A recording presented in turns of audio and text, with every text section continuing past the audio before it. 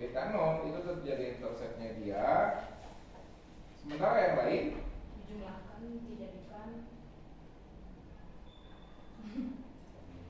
gimana? jadi slope.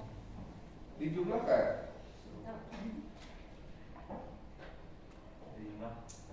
Hah? Caranya gimana? Berarti interpretasi penjumlahannya itu kayak gimana? Misalnya W sama dengan beta 0 atau yang peserta itu ditambah angka dari eduk, terus tanda kurung eduknya berapa, ditambah esper tambah lagi yang lain. Benar kayak gitu? Benar Pak? Saya salah. Nah, justru yang bisa kita lakukan adalah hanya membaca partial effect. Jadi cara bacanya satu persatu. Ya, eduk itu berarti makin tinggi. Eduk ini kan di sini years of education. Expert itu di sini years of potential experience. Tenure itu atau masa kerja di perusahaan, years of the current employers ya. Kita jelasin dulu sih masing-masing variable datanya. Berarti semua datanya tahun kan ya. Oke, 1 tahun pendidikan itu akan menambah dia gajinya sebesar 0,59 atau sampai 0,6 lah ya, 0,6 dolar. Dengan catatan variabel lain ceteris paribus. Begitu pula dengan expert. Expert itu akan berpengaruh terhadap gaji sebesar 0,02 dengan catatan variabel lain dianggap ceteris paribus. Jadi bukan ditambahkan, justru kita di sini memisahkan antara masing-masing efek dari si variabel X terhadap si variabel Y. Ya. Kenapa tidak bisa ditambahkan? Karena kenapa? Bukan masalah linearnya. Karena kan masing-masing data itu punya pengaruhnya masing-masing terhadap Y. Ya. Jadi caranya seperti itu. Itu yang disebut dengan partial effect. Mau ditambahkan sebetulnya bisa, tapi nanti ya setelah misalkan nanti saya jelaskan ada tools yang lain, standar error dan tag segala macam.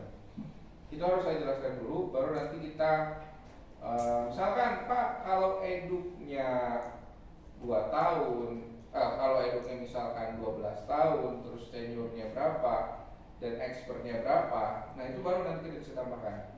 Setelah dikali. Yes, karena kita mengkalikan, tapi prosesnya kita nanti lihat dulu mana yang signifikan. Nanti minggu depan saya bahas cara melihat signifikansi dari sebuah variabel. Jadi kan gini, sekarang kita sudah tahu hasilnya dan pengaruhnya.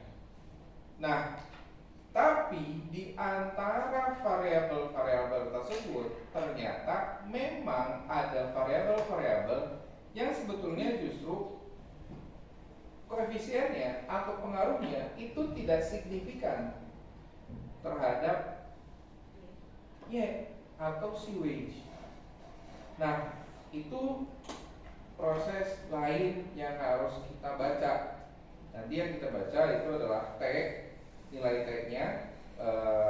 Nilai T itu nanti dari mana? Sebenarnya gampang. Dia itu merupakan hasil pembagi antara koefisien dan standar error. Dan nanti kita tinggal tentukan confidence intervalnya seperti apa. Nah, itu caranya kita melihat dia itu signifikan atau enggak. Tapi nanti saya detailnya bahas minggu depan. Nah, bagaimana dengan R square-nya?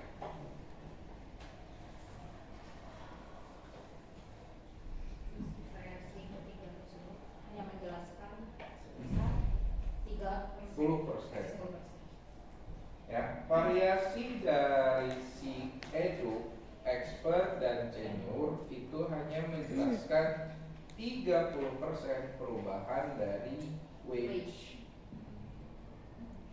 Jadi sebetulnya sama saja cara kita menginterpretasikannya, cara kita menjelaskannya itu sama saja. Hanya saja nanti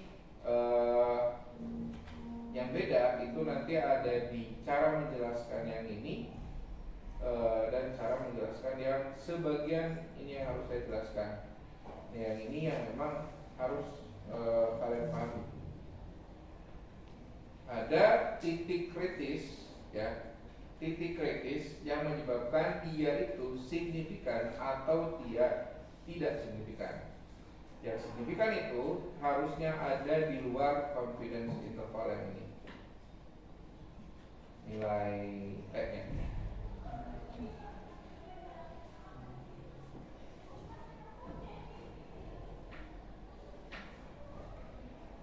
Ini sebenarnya signifikan semua sih. Kalau lihat dari T, nanti saya kasih tahu caranya. 3,94 ininya kritisnya -0,4 sama -0,1.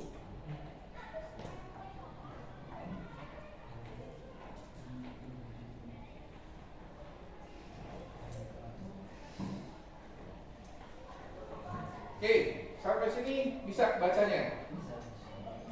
Aman? Karena sebetulnya kalau bisa baca yang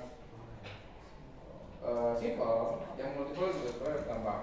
Nanti tambahan minggu depan saya properties tambahan lainnya. Minggu depan saya akan jelaskan F, probability dari F sama T dan turunannya.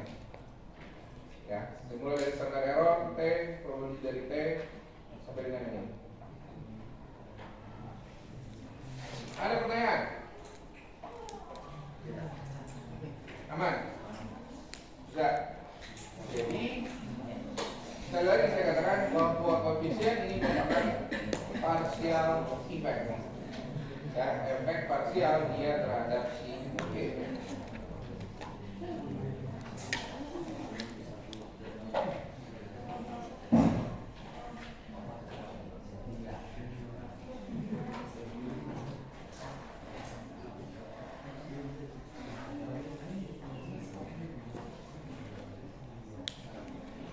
Oke, silakan kalau mau keluar.